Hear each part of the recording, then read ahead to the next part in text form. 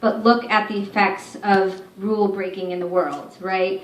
And in the kind of pantheon of the tricksters, there's great examples of tricksters like Loki, who are figures that break so many rules all the time that they're just pissing everyone off and causing total fucking chaos, right? And I think that there's moments in Anonymous, especially in its trolling incarnations, that embody that spirit of when you have like chaos with no sort of constraint.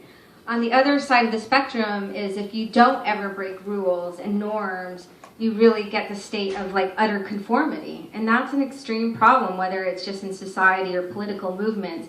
And what I think I really like about Anonymous and its activist incarnations, and why I kind of turned to the Trickster, is they kind of embody this spirit of mischievous rule breaking, but it's usually hinged to some political cause, so it's somewhat contained.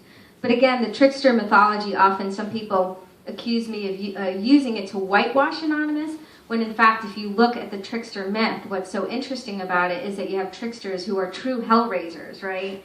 And provide examples of what happens when there's kind of no controls, when people are trying to break rules.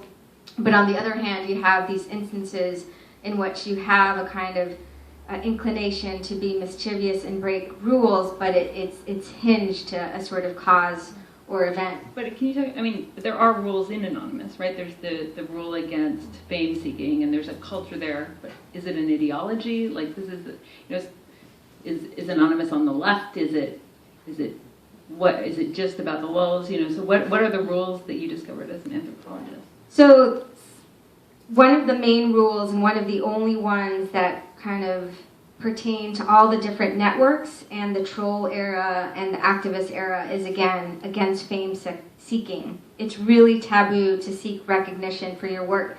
And a lot of people in Anonymous don't break the law, so you could, if you wanted, you could sort of say, hey, I made this video. And in fact, one of the things I did as an anthropologist was I made a video, an anonymous video, with 3 other people. I think it's a pretty great video, but I can't tell you what video it is, right? This is the whole point of Anonymous. And that is really a living ethic, and I have all these moments in my book where people violated the norm and they were, banished.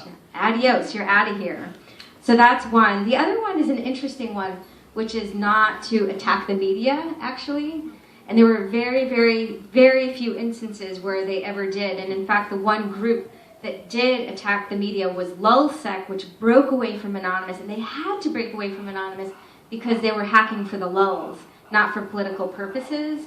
And so they felt like they couldn't stay within that domain. So it does show the kind of operation of some norms. But the problem is, there is no general political philosophy or ideology. They don't have a kind of analysis of the economic system or injustice. They tend to be triggered by events and then go to those events kind of like moths seeking light, right? And in that way, there's a kind of flexibility and incoherence to their general political philosophy, outside of that of celebrity seeking, being a huge taboo. One of the critiques of Anonymous is really about its effectiveness. I'm going to back up a little bit here and talk about another hacking group, which is called Red Hack, which is a group of Marxist